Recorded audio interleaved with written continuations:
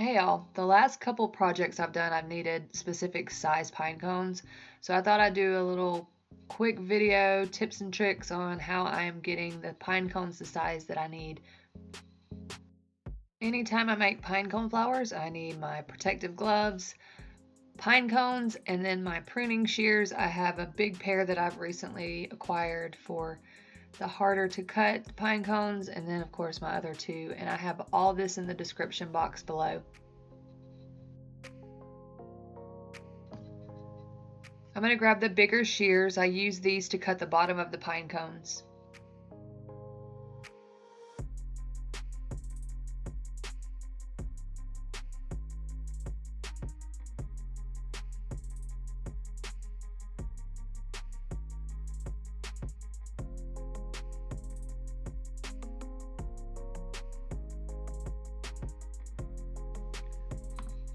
So the very bottom, this is our biggest pine cone. And then we are going to, with this one I have to use the middle portion. The very top of this pine cone is a little messed up, so I can't use that.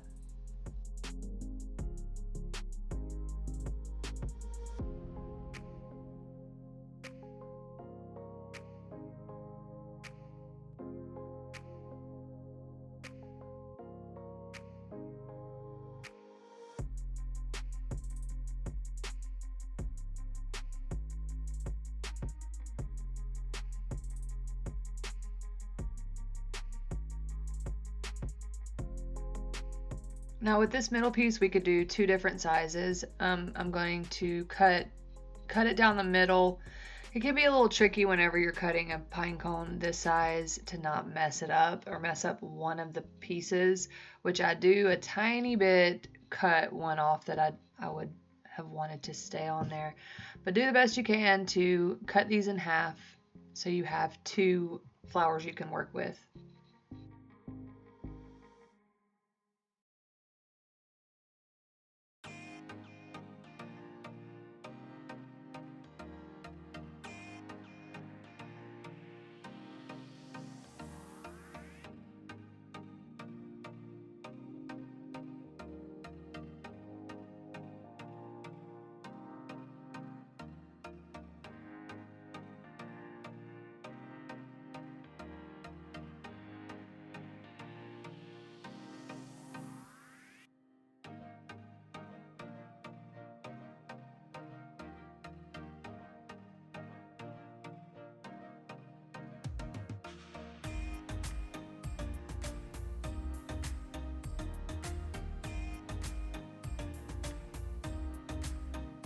A couple of other tools that I didn't mention at the very beginning are some tweezers to get all these little pieces of the pine cone that need to be removed. I don't even know what you would call these. I guess where the seeds are in the pine cone, those kind of stick. Usually they're not as bad as some of these pine cones I've been using lately.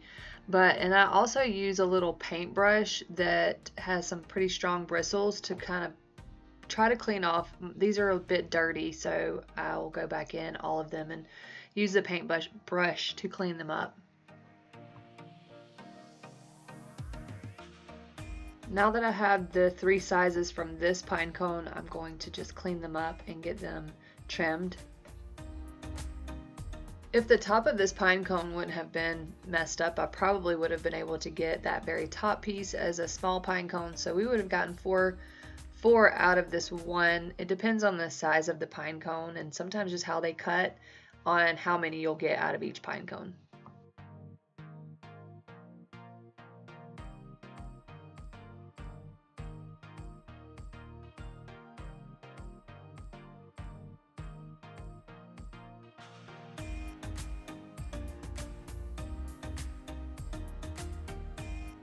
This pine cone is a little bit smaller, so I'm going to cut off the bottom. That will be one of the bigger ones.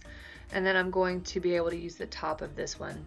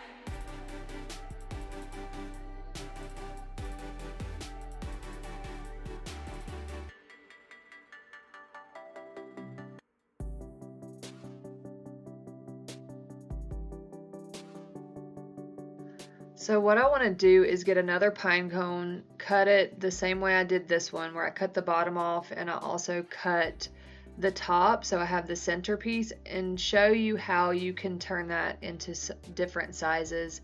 I will do one that's just a little bit bigger than the other.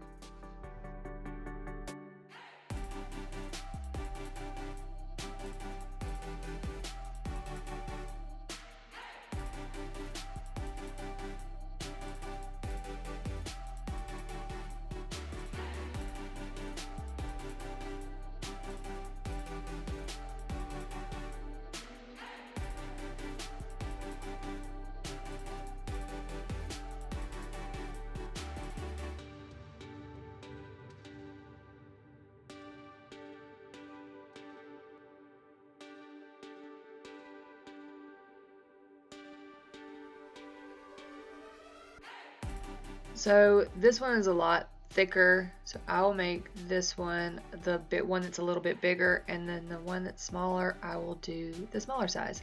So to make it smaller, I'm going to take the pieces of the pine cone from the bottom of it, and we'll also clean up the top.